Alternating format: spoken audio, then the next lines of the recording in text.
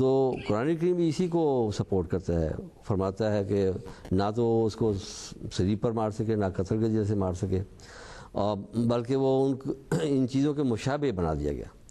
تو اس حد تک ہم تسلیم کرتے ہیں کہ باقی ان کو صلیب دی گئی اور صلیب پر مارنے کی کوشش کی گئی، لیکن اللہ تعالیٰ نے معجزانہ طور پر صلیب سے ان کو بچا لیا۔ تو یہ معجزہ تو ہم مانتے ہیں کہ معجزانہ طور پر جب کہ تمام حالات موت کے جمع ہو چکے تھے، کوئی صورت نہیں تھی ان کی بچنے کی، اور حکومت ان کے خلاف، یہودی ان کے خلاف، حالات ان کے خلاف، پبلک ان کے خلاف، سب ان کو صلیب پر مار دینے پر تلے ہوئے تھے، مگر اس کے باوجود اللہ تعالیٰ نے ان کو محفوظ رکھا۔ تو یہ معجزہ ہے کہ اللہ تعالیٰ نے ان کو معجزانہ طور پر ان کو صلیب کی موت سے بچایا۔ تو یہ معجزہ ہم مانتے ہیں۔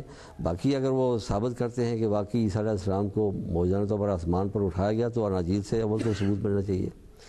تو لیکن اس کے بعد پھر ہمارے لیے تو قرآن کریم جو ہے وہ پھر مقدم ہے کہ ہم قرآن کریم سے اس کی تائید اگر دیکھیں گے تو ہم تسلیم کریں گے۔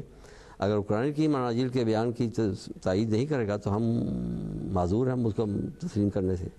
اس لیے یہ کہنا کہ چونکہ پیدائش معجزانہ طور پر ہوئی ہے، لہذا موت بھی معجزانہ طور پر، یا ان کا اس دنیا سے رخصت ہونا جو ہے، آسمان پر جانا معجزانہ طور پر، وہ بھی ہونا چاہیے۔ تو یہ ایک خیالی مفروضہ ہے جس کی بنیاد کو نہیں، نہ انجیل میں اس کی بنیاد بنتی ہے، نہ قرآن کریم اس کی تائید کرتا ہے۔ تو یہ وجہ ہے کہ ہم نہیں مانتے کہ وہ آسمان پر اٹھائے گئے اور ایک یعنی کہ ایک مافوق الفطرت قسم کی ان کی یعنی کہ ہے وہ رخصت ہوئی اس دنیا سے، یہ ہم نہیں مانتے۔ جی بالکل ٹھیک ہے۔ جی بہت شکریہ مرزا نصیر صاحب۔ یہاں سے ہم آگے چلیں گے اور مختار چیمہ صاحب سے بات کریں گے کینیڈا میں۔ مختار چیمہ صاحب، ایک جس طرح بھی ہم اپنے ایک عیسائی کالر کی بات کر رہے ہیں، انہوں نے جب فون کیا تو انہوں نے ایک بات پہ بڑا زور دیا، وہ یہ کہہ رہی تھیں کہ انجیل میں کوئی تبدیلی نہیں ہوئی جبکہ انسانی سوچ میں تبدیلی واقع ہو گئی ہے۔ اس جملے سے ان کی دراصل مراد کیا تھی ہمیں تو ابھی تک ویسے سمجھ نہیں آ سکی۔ آپ سے ہم یہ گزارش کرنا چاہتے ہیں کہ آپ ہمیں بتائیں کہ اب تو ایک دنیا مانتی ہے کہ انجیل میں بہت زیادہ تحریف ہو چکی ہے، بہت زیادہ تبدیلی واقع ہو چکی ہے، تو اس تبدیلی کو، اس تحریف کو ہم کس طرح ثابت کر سکتے ہیں؟ کیونکہ اگر یہ تبدیلی ثابت ہو جائے تو پھر تو ظاہر عیسائی مذہب کی جو بہت سے اس موجودہ عیسائی مذہب کی جو بنیاد ہے وہ تو خود بخود جو ہے وہ ہل جاتی ہے۔ تو چیمہ صاحب، آپ سے ہم گزارش کریں گے کہ آپ ہمیں بتائیں کہ عیسائی مذہب جو انجیل ہے اس میں تحریف کو ہم کس طرح ثابت کر سکتے ہیں۔ السلام علیکم ورحمۃ اللہ وبرکاتہ۔ یہ جو سوال اٹھایا گیا ہے کہ بائبل میں یا انجیل میں تحریف نہیں ہوئی، اس کو سمجھنے کے لیے ہمیں دیکھنا پڑے گا کہ بائبل، پرانا عہد نامہ اور نیا عہد نامہ جو تھا، اس کو کیسے کمپائل کیا گیا۔ جو پرانا عہد نامہ ہے وہ عبرانی میں ہے اور نیا عہد نامہ جو ہے وہ یونانی میں ہے، اور جو اصل نیا عہد نامہ ہے وہ لکھنے والے جو تھے وہ ارمک تھے یا وہ عبرانی بولتے تھے، اور یہ اناجیل جو ہیں وہ لکھی گئی ہیں اس میں یونانی میں۔ پھر یہ 300 سال تک غاروں میں پھرتے رہے، اور بعض مسودے جو تھے وہ لکھے گئے اور بعض بعد میں لکھے گئے۔ اب سوال پیدا ہوتا ہے کہ ان دونوں مسودوں میں سے، یعنی دونوں گریک اور یونانی اور عبرانی میں سے جو لکھے گئے، یہ پہلا جو ٹرانسلیشن ہوئی ہے وہ کنگ جیمز ورژن ہے جو 1611 میں پبلش ہوا۔ لیکن جب علماء نے دیکھا، عیسائی علماء نے، تو انہوں نے یہ بالکل واضح اس چیز کو تسلیم کیا کہ اس میں بے شمار غلطیاں ہیں۔ یہ جو ریوائز اسٹینڈرڈ ورژن اس کے بعد لکھا گیا ہے، جس کو یہ سب سے اتھینٹک سمجھا جاتا ہے بعد میں کنگ جیمز کے بعد، آتھورائز ورژن اس کو کہتے ہیں، اور یہی سب سے اتھینٹک سمجھا جاتا ہے۔ اس کے پریفیس میں لکھا ہوا ہے کہ yet the King James version has grave defect۔ یہ جو کنگ جیمز ورژن ہے اس میں بہت زیادہ خرابیاں اور غلطیاں ہیں، اور پھر اس کے ساتھ ہی آگے لکھتا ہے that these defects are so many and so serious as to call for revision of the English translation۔ یہ اتنی زیادہ اور اتنی خطرناک غلطیاں ہیں کہ ان کی ریویژن ہونی چاہیے، ان کو دوبارہ لکھا جانا چاہیے۔ اس لیے کافی علماء بیٹھے اور انہوں نے پھر یہ 19ویں صدی میں بیٹھ کر اس کی ریویژن کی، اور 1901 میں یہ جو تھا version, authorise version, revise standard version, یہ دنیا کے سامنے آ گیا۔ اب بات یہ ہے کہ لفظی بھی ہوتی ہیں تحریف ہوتی ہے اور معنوی بھی تحریف ہوتی ہے۔ جب لفظی اور معنوی تعریف ہوتی ہے تو اس سے یہ سہارا لیتے ہیں کہ کنگ جیمز ورژن جو تھا اس کی انگلش اچھی نہیں تھی، اس لیے ہم نے بہتر انگلش میں اس کو لکھا ہے، ورنہ اس میں کوئی خرابی نہیں تھی۔ لیکن حقیقت اس کے بالکل الٹ ہے، کیونکہ کنگ جیمز ورژن میں بعض چیزیں ایسی تھیں جو نکال دی گئیں، اور انہوں نے صرف ترجمہ چینج نہیں کیا بلکہ ان کی آیتوں کی آیتیں جو تھیں وہ نکال دی گئیں۔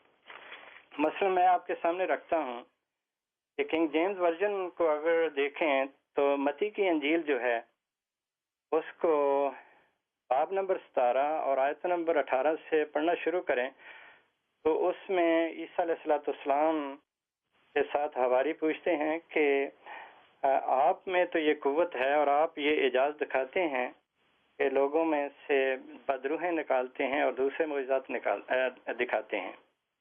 تو عیسیٰ علیہ السلام نے فرمایا کہ آپ یہ کر سکتے ہیں اگر آپ میں رائی کے دانے جتنا بھی ایمان ہو، اور آگے لکھا ہے کہ یہ اس وقت تک ہی ہو سکتا ہے جب آپ نمازوں کے اور روزوں کے پابند ہو جائیں۔ اب جو ریوائز اسٹینڈرڈ ورژن ہے، اور صرف ریوائز اسٹینڈرڈ ورژن نہیں بلکہ بہت زیادہ ورژن جو بعد میں چھپے ہیں کنگ جیمز ورژن میں، اس میں سے یہ حصہ نکال دیا گیا ہے کہ یہ ممکن نہیں جب تک آپ نمازوں اور روزوں کے پابند نہ ہو جائیں۔ اب سوال پیدا ہوتا ہے کہ اگر کنگ جیمز ورژن نے اس کو لیا تھا تو ریوائز اسٹینڈرڈ ورژن میں علماء نے اس کو کیوں نکالا؟ جب ان سے پوچھا جاتا ہے تو وہ کہتے ہیں جی یہ جو ابتدائی یونانی انجیل تھی اس میں یہ نہیں تھا، اس لیے ہم نے نکال دیا۔ اب کس کو مانے؟ اس کو مانے نئے ورژن کو یا پرانے کو مانے؟